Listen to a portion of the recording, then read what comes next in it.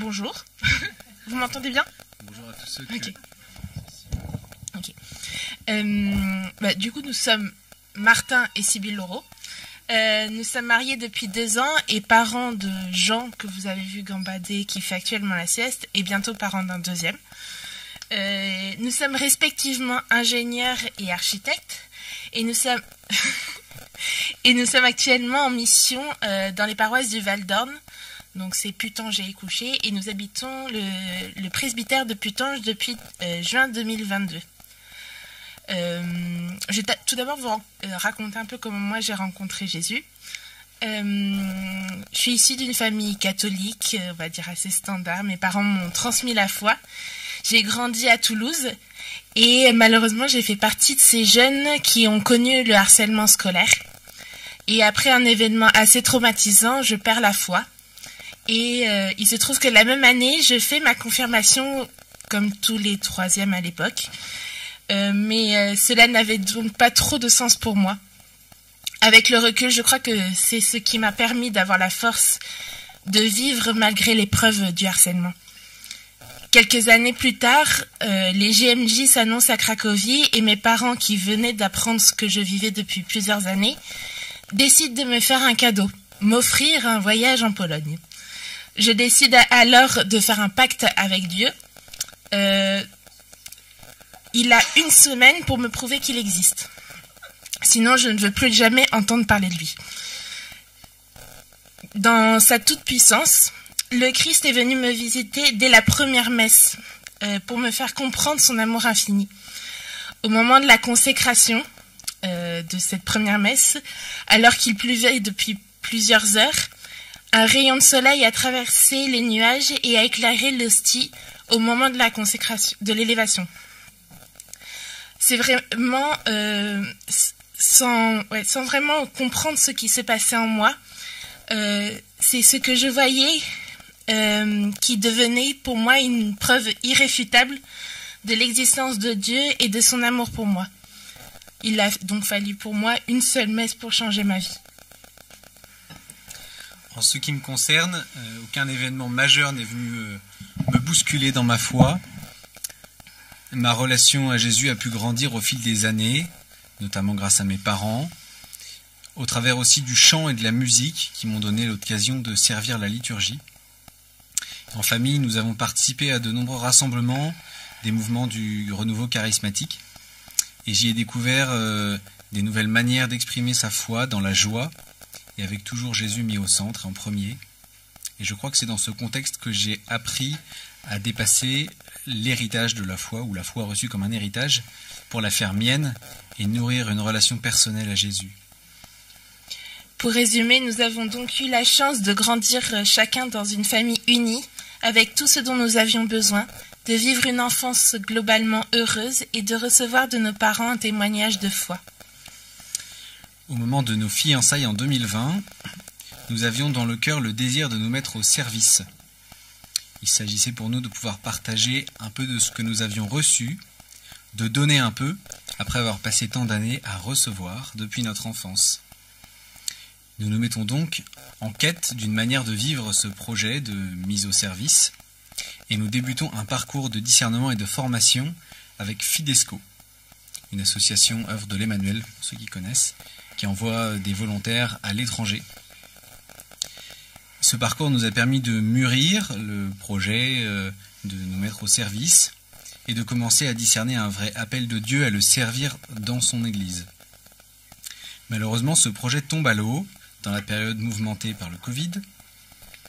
Et ce passage a eu pour nous le goût d'un échec, d'autant plus cuisant que nous mettions tout notre cœur dans le projet et que l'équipe Fidesco n'a pas pris de gants pour nous annoncer la nouvelle.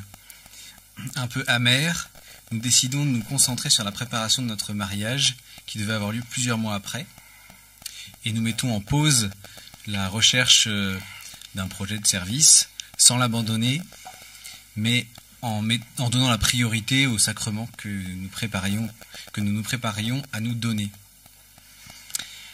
Après notre mariage, comme c'était prévu pour partir avec Fidesco, je quitte mon travail, et j'ai pour objectif prier et chercher la mission à laquelle Dieu nous appelle. Nous avons découvert au fil des mois que ce premier échec apparent a finalement permis de préciser pour nous l'appel de Dieu. Une connaissance croisée au hasard de l'été nous parle d'une petite association qui a vu le jour dans l'Allier et envoie des missionnaires dans les campagnes de France. Martin note alors le nom de l'association, Mission Isidore, dans un coin de son téléphone et l'oublie pour plus tard. Quelques semaines après notre mariage, nous entrons donc en contact avec Mission Isidore. Il est assez évident dès le début que tout est en phase avec notre projet. Les 3 piliers de cette association, prière, service et annonce de l'Évangile, résonnent fort en nous. Nous sommes aussi rejoints par l'appel particulier de Mission Isidore à envoyer des missionnaires dans le monde rural, en particulier pour Martin qui a grandi dans cet univers-là. Nous avons aussi eu quelques contacts avec d'autres organisations, mais au bout de quelques semaines, il était assez évident que c'était avec Mission Isidore que nous étions appelés à servir le Christ dans l'Église de France. Choisir, est-ce renoncer? Notre expérience est qu'il s'agit d'abord de choisir de dire oui à Dieu. Durant la phase de recherche, l'incertitude était quasi totale sur notre cadre de vie, nos ressources et notre activité pour l'année suivante. Nous venions de nous marier et dans la perspective d'accueillir un enfant, c'était un vrai blocage pour moi. Je n'arrivais pas à imaginer pouvoir assumer mon rôle de père sans savoir à l'avance sur quels moyens je pourrais compter. En priant à cette intention, Dieu est venu me faire comprendre comment il pouvait transformer le choix que nous avions fait pour lui. Dans la prière, en lisant la parole de Dieu, je suis tombé sur ce passage de l'Évangile de saint Matthieu, vous savez, celui qui parle des oiseaux du ciel qui ne font pas de semaille. Deux versets, je vous lis 2 versets qui m'ont frappé. Le premier, qui d'entre vous, en se faisant du souci, peut ajouter une coudée à la longueur de sa vie? Et le deuxième, un peu plus loin, cherchez d'abord le royaume de Dieu et sa justice, et tout cela vous sera donné par surcroît. C'était pour moi le signe d'un vrai encouragement de la part de Dieu. Et cet instant de prière fut aussi pour moi l'occasion de recevoir une grâce mystérieuse, celle de ressentir par avance un peu de la joie que j'allais ressentir plus tard en devenant papa. Ayant pris une décision sans tout connaître d'avance, Dieu nous assurait qu'il ne nous abandonnerait pas, y compris dans la construction en cours de notre foyer. Pour ma part, rapidement, lorsqu'est venu le sujet de partir en mission en France, les inquiétudes de mon entourage sont arrivées. Mais de quoi allez-vous vivre? Vous allez faire quoi? C'est pas très sérieux tout ça. Martin va travailler? Et toi, comment tu vas faire avec ton tout petit bébé? C'était un poids assez lourd à porter. J'avais beaucoup de mal à répondre aux remarques qui étaient très justes, et intérieurement je me disais « Oui, en effet, c'est pas très sérieux. Oui, notre bébé va naître en mission. Il va sûrement avoir froid si on fait du porte-à-porte. » Mais grâce à mon côté un peu bohème, ma confiance en mon mari et en ce que l'on sentait dans la prière, je répondais finalement « Mais non, tout va bien aller.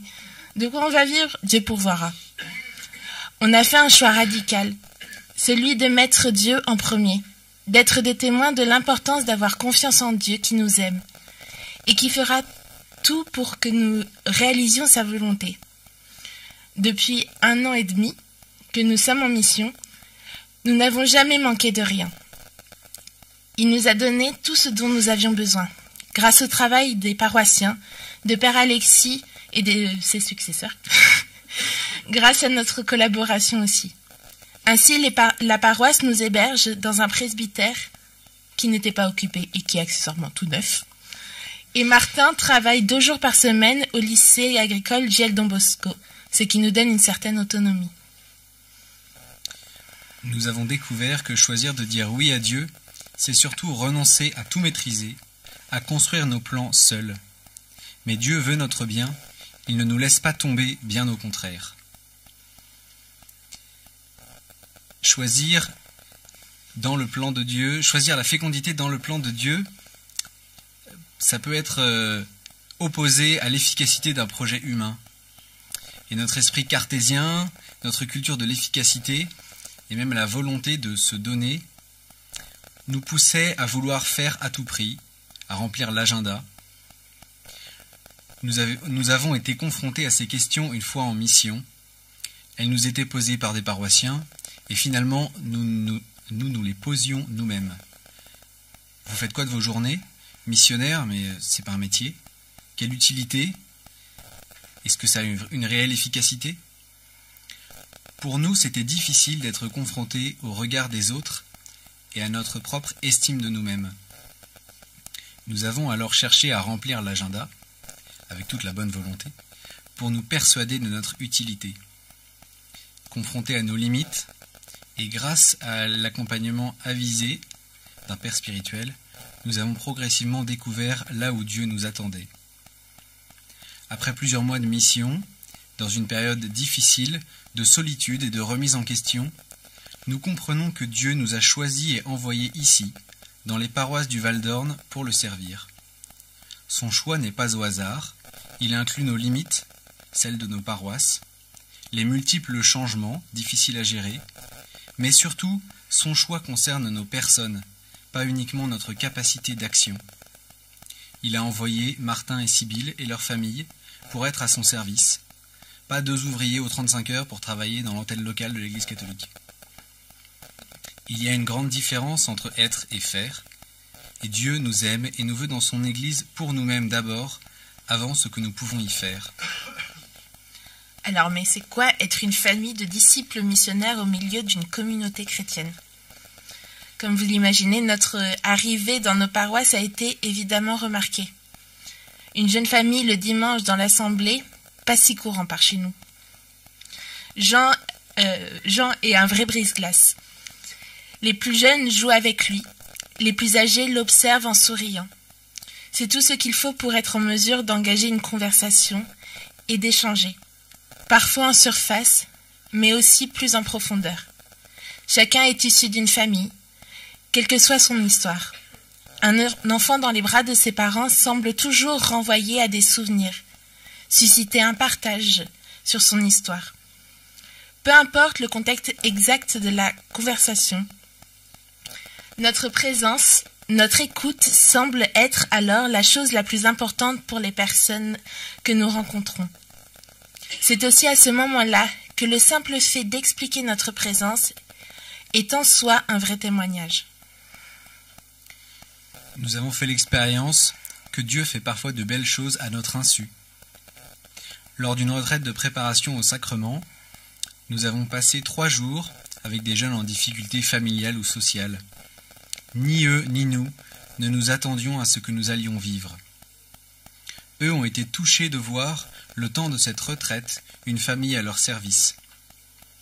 Le climat familial qui a régné a permis à ces jeunes de vivre 3 jours dans la paix, la joie et dans une vraie fraternité. Nous avons grandi, impressionnés par ces jeunes qui ont souvent vécu des choses terribles pour leur jeune âge et qui, malgré cela, ont fait le choix d'une démarche de foi. Ce fut aussi une très belle occasion de constater la complémentarité qu'il peut y avoir entre des laïcs, nous et une maman qui s'occupait de l'intendance, et des prêtres. Il y avait 2 prêtres lors de cette retraite, dont un qui était en charge de l'aumônerie des jeunes. Être est un peu en opposition avec faire. D'accord, mais quelle place dans l'Église? Ce n'est pas facile. Servir l'Église, c'est s'adapter à une réalité qui bouge en permanence. Une difficulté à laquelle nous avons eu à faire face jusqu'à présent est celle des multiples changements importants dans nos paroisses. Tout d'abord, le départ d'un curé missionnaire, le père Alexis, qui a monté le projet de notre arrivée avec l'EAP, l'équipe d'animation pastorale pour ceux qui ne savent pas. Puis les paroisses ont été confiées au curé d'Orient, qui devait rationaliser son emploi du temps, puisqu'il était du coup aussi curé du pôle. Puis un curé administrateur. Nous avons bien mesuré l'importance du rôle du pasteur à la barre de la barque de sa paroisse. Il ne peut ni ne doit être remplacé par aucun autre chrétien, aussi missionnaire soit-il. Bien sûr, les tâches peuvent être déléguées, mais le rôle du pasteur est irremplaçable. Par-dessus ces changements de curé, une laïque bénévole à plein temps, en quelque sorte coordinatrice de paroisse, très active dans la mission, a été atteinte d'un cancer, puis a déménagé à l'autre bout de la France. L'équilibre des paroisses en est trouvé bien évidemment grandement perturbé. Un autre point difficile, une certaine désillusion pour nous, a été de constater la réalité administrative de l'Église, qui semble parfois bien antagoniste avec l'annonce de l'Évangile. Nous avons parfois vécu avec douleur l'impression de consacrer davantage d'énergie à faire fonctionner une structure qu'à annoncer l'Évangile. Bien sûr, la structure et les outils sont nécessaires, mais l'objectif est bien de partager la bonne nouvelle. La rencontre personnelle nous a semblé un bon antidote qui force à considérer l'autre. Ce fut pour nous une vraie source de joie, notamment dans le cadre de la préparation au baptême. Notre présence au sein des paroisses comme missionnaires est une chose tout à fait nouvelle et sans cadre connu, pour nous, mais aussi pour la paroisse et même pour le diocèse. Il en résulte que notre place au sein de la communauté n'est pas toujours bien comprise, y compris par nous-mêmes.